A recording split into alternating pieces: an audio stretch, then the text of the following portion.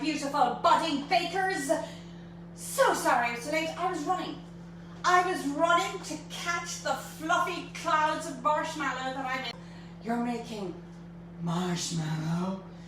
Marshmallow to dive for. So having a hot chocolate over the weekend, or you're tired, or you want something comforting, and you want a marshmallow. Marshmallow we are doing today. So, for starters, we are starting off with gelatine. You need gelatine, baby. You need 1, 2, 3. 3 sachets of gelatine, which are 12 grams each, okay? 3 sachets. 1, 2, 3. And they're from, probably pronunciation wrong, but this is the gelatine I like to use with my marshmallow. Now, I have tried so many recipes over the years with egg whites. I find that if I do them with egg whites, the problem, they don't last. Give or take maybe 2-3 days, and they sort of begin to weep. These ones are beautiful. They will keep for 3 weeks if you allow them, but they are so delectable. They're absolutely delicious. So, 3 sachets of gelatin. We also need 200 mils of water, and we need 3 teaspoons of vanilla extract. Please get good extract. You need to have the flavor coming through in the marshmallow. If you're going into your marshmallow, you're going to have... Is it too early for gin and tonic? You can swap your vanilla extract with gin. You can swap your water with tonic water. Say they're gin and tonic marshmallows. Do not skip the flavouring though, or you'll end up with marshmallows tasting of horse's hoof. So don't go there. So to begin with, we have got our fluffy marshmallow. I'm going to put it over here so you can see. We've got our beautiful Kenwood. Now before I start, with the water and our vanilla extract, and off the phone. Do you realise how busy I am? He calls me 10 o'clock. Only those who know me truly well would know that you never ring Trish at 10 o'clock in the morning. So I digress. We have got 3 sachets of gelatin. The sachets of gelatin, you will start with your water. In goes the water into the bowl. There's a reason I can't do it now, because I have to leave this for 10 minutes. And lo and behold, we've got it 10 minutes. The water goes in. The vanilla extract goes in. 3 sachets of gelatine, you just shake on top and you leave for 10 minutes. So here we have got our gelatin, our water, our vanilla extract, or whatever flavour you want. You can go for bourbon, you can go for rum, you can go for alcohol of any description. Who needs alcohol? But hey ho, divine marshmallows. So we've got our water. Pretend that's gone in, The 3 sachets of our gelatin have gone into our mixer. Now we can't mix yet because my amazing Sophie is going to come this way and follow me over to the stove. So I have got 400 granulated sugar. I've got 1/4 teaspoon of salt, and I have got 250 mils of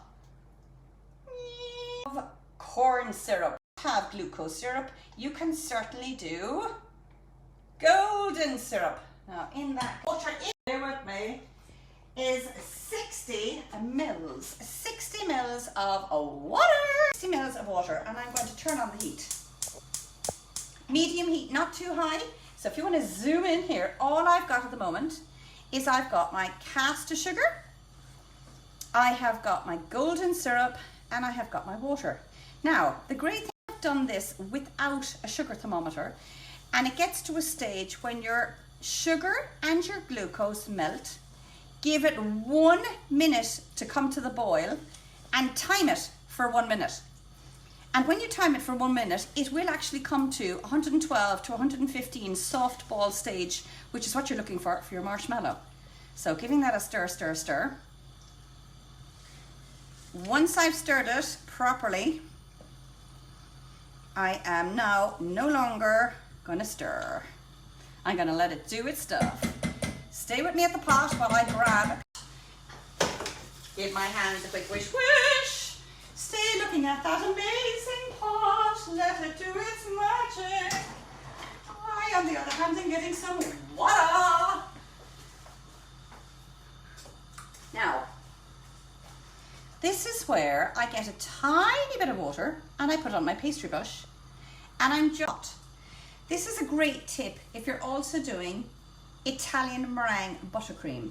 The reason I am painting the inside of the pot, anytime I have stirred, you might find tiny bits of granular crystallized sugar that will form at the top edge of your pot.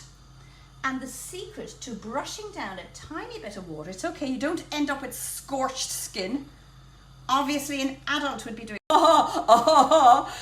So in goes your pastry brush, and I am brushing the inside only to make sure there are no crystals of sugar on the rim or on the edge of my saucepan, because what I don't want is any sugar crystallizing. So I've just gone around the rim and I will let that bubble. It'll only take about maybe 2 minutes tops for that to come to a high bubble. Now, the next thing I will tell you have been flavored with good old Vera's raspberries. So I have taken 20 grams of these beautiful freeze-dried raspberries, and I blitzed them in my food processor. I have also done the same with sour cherries. They're amazing. I've also done the same, except they've been given out this morning. They are your passion fruit. I've got my raspberries, and I'll do more goodies as well throughout the week with her blackberries, but the dried fruit, I'm telling you, is a game changer. And specifically when you have marshmallow. Marshmallow has this beautiful texture, it's soft and squishy. If you want to come down here as I'm chatting, you can see that this is now just about coming to the end.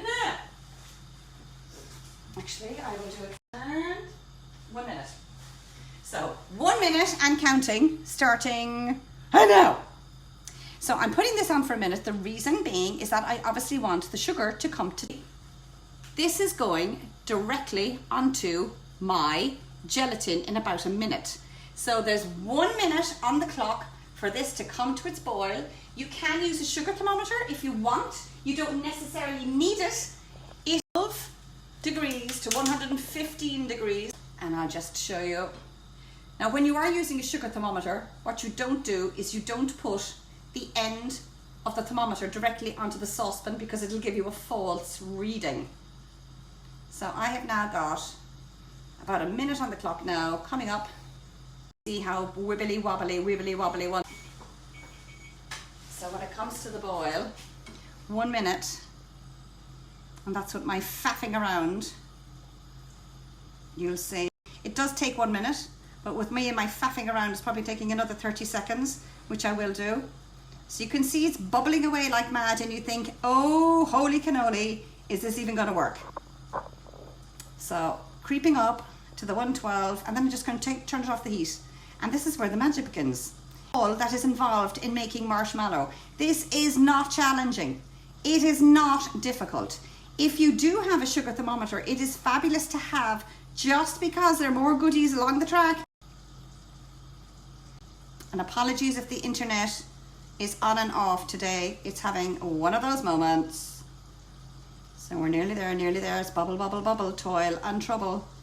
Now, yesterday and the day before when I've done this, it has taken exactly 1 minute. Today it has decided that it's taken that little bit longer. So good job, I do have my sugar thermometer. Just one of those things that obviously temperature and everything else, we want to creep it up. And we're nearly there. Fantastic. Kaboom! Now I'm going to ask Sophie to go back to her amazing Steve. Thank you, Sophie. I hope the off. So this is where our fun begins. I'm going to ask Sophie to zoom in, because this is kind of crazy. Oh, I'm getting a free facial this morning. Are you ready? You need to zoom in, because look what you do. You literally, up high and over, so you can see the bubbles going in. Can you see the bubble? Everyone, you have got a bubble soup.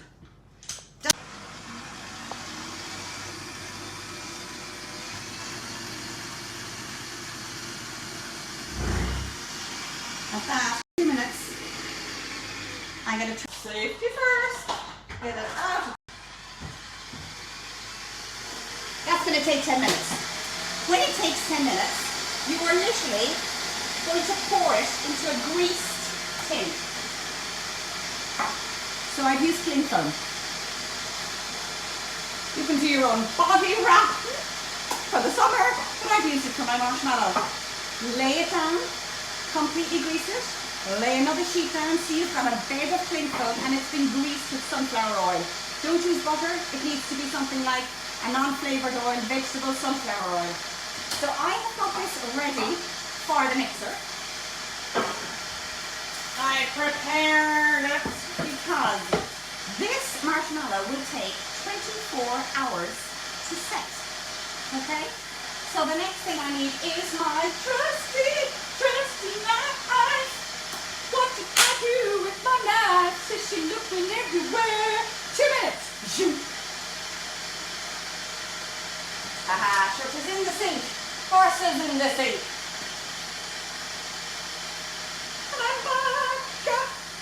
So, I have got this. Can you zoom in there, Sophie Wophie? Sprong, gorgeous marshmallow. My knife is in the sink. Tiny bit of sunflower oil helps. So a grease knife. Oh, look at this. It made you cry. Look. Marshmallow for your hot chocolate, for your s'mores. Now, icing sugar absorbs moisture from the air. So one of the things that helps is icing sugar combined with corn flour. So I have got my icing sugar and corn flour together in a bowl. And because you've freshly cut the marshmallow, see how squidgy it is? The exposed sides are quite tacky, so they need to go into your marshmallow with the mulling, with your corn flour, and you need to individually coat them so they don't stick together. Okay? In they go, so that you're coating. This also gives a fantastic shelf life to your marshmallows. We can't hear. What? We can't really hear. Can you hear me now? So sorry, it's probably the mixer. I'll turn it down. So I will make sure we have our volume up super high, Sophie, just double checking. We have it super up high. So there we have our little pieces of marshmallow. They've gone into a combination of icing sugar and corn flour. I normally do 2 to 1. So if it's 200 grams of icing sugar, I would do 100 grams of corn flour. Only for the first batch. First batch meaning I'm giving it a first toss in the icing sugar and then I'll lift it out and I'll toss it into pure icing sugar to give it a complete coat. So to shake off the excess, you scoop it in with your little sieve. Get rid of the excess icing sugar. They're jumping out of joy. And you've got the squidgiest, you've no idea, the softest, the pillowestest marshmallows in the world. You have just made marshmallow. It does not take an hour to set marshmallow. It takes about 6 hours to set marshmallow. So you're better off doing this either first thing in the morning if you want to have it for that afternoon or that evening, or overnight. But you have got beautiful, light, fluffy marshmallow. I have done exactly the same. So in this instance, I have 20 grams of blitzed Vera's fried raspberries. I have 20 grams of icing sugar, and I have 10 grams of corn flour. And again, cutting. Can you hear? Can everyone hear? Can you hear me? I'm surprised. Normally people can hear me down in Crosshaven or even in Carlow. Choppity chip, choppity chip. These are divine, sandwiched between cookies for your s'mores. I'll give you a last tip. And in they go. And you dip them exactly the same thing. And we've got the marshmallows, so the raspberry marshmallows. Okay. Moving this out of the way so that you see. I will have all the recipe exactly up online in a few minutes. Move that over here. Last but not least, we've also got Peter from Bakeworld and Vera have given me white chocolate and milk chocolate and dark chocolate. And it's just a matter of dipping.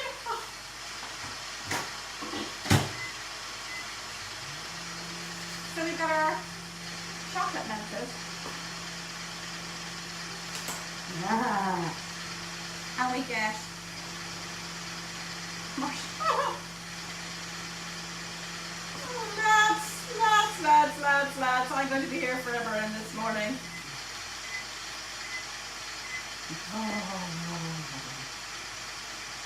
Yum! Did I have the other? Oh, I have the other fork. So all I'm doing is tossing the squidgy, soft, delicious. Get rid of the excess. There's no point in having too much because you want to taste the flavors of your marshmallow. Again, just do one more for the road. I mean, listen, there is no comparison to making your own marshmallow. The only thing, again, you need for making marshmallow is patience and time. And flavor. Make sure you have your gelatin, but make sure you have your vanilla extract or whatever flavor you're going to put in. Or as I mentioned, if you like eating a horse's hoof, if you want to be eating a horse's hoof. And last, we've got some white chocolate. Yum! And just to give it a swirl. Oh, lads. Who doesn't love white chocolate and a marshmallow? And out that goes. I could be here forever, and Lucy and Sophie will lose the will to live. So, lads, this morning, have a look. We've got our dried cherry blitzed. You can sprinkle your dried fruit on top of your marshmallow, so you get a crunch of chocolate, you get a zing of passion fruit. You've got your cherry, and look at the colour. The colour of the dried sour cherries, amazing. And it's,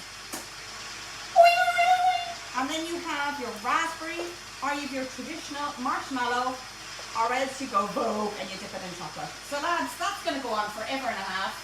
I will clean up my space covered in chocolate and marshmallow gunge. Something sweet and treaty. It will be your weekend. Have a fabulous day. I shall see you tomorrow